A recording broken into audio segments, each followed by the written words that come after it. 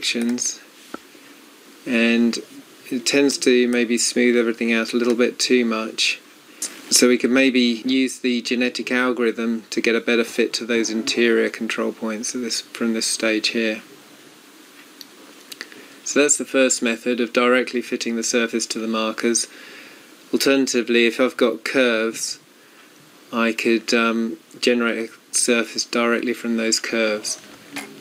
So I've actually got some curves in here, so let me hide that surface. So let me turn on the curves.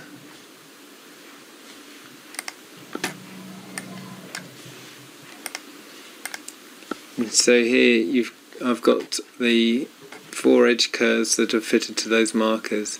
So if I select those 4 curves, the shift key down, then I've got a command to directly create a surface from those curves. So create a 4-sided patch,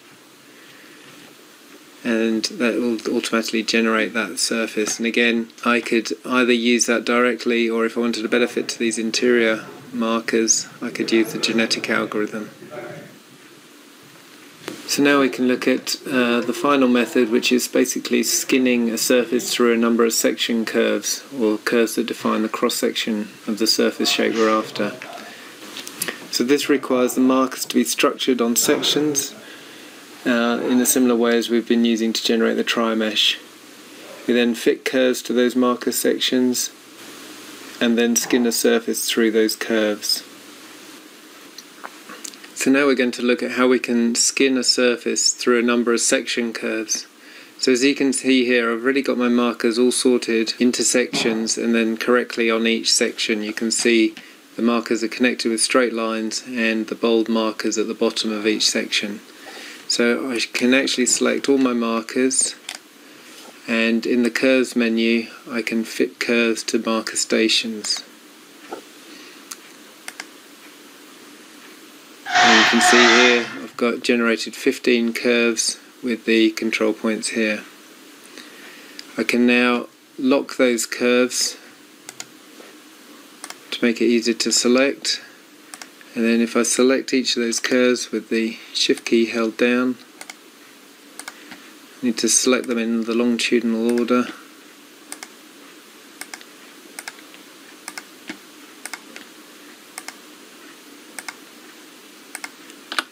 And now I can generate a surface by skinning through those curves.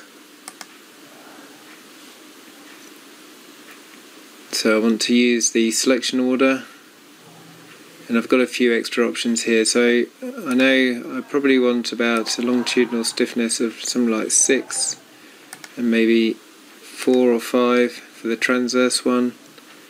And I'm going to increase the number of control point columns longitudinally. So that's actually given me a reasonably good fit to those curves, but unfortunately the net is maybe not quite as smooth as we would like.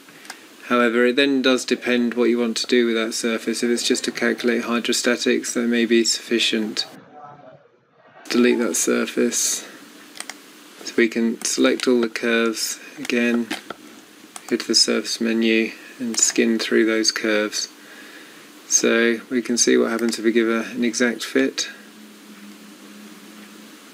And we want to select by selection order, by longitudinal position. And you can see there, again, it gives a nice fit to the data, maybe a few too many control points to be really useful to modify. But it could easily be sufficient for calculating hydrostatics or doing other hydrodynamic performance analysis.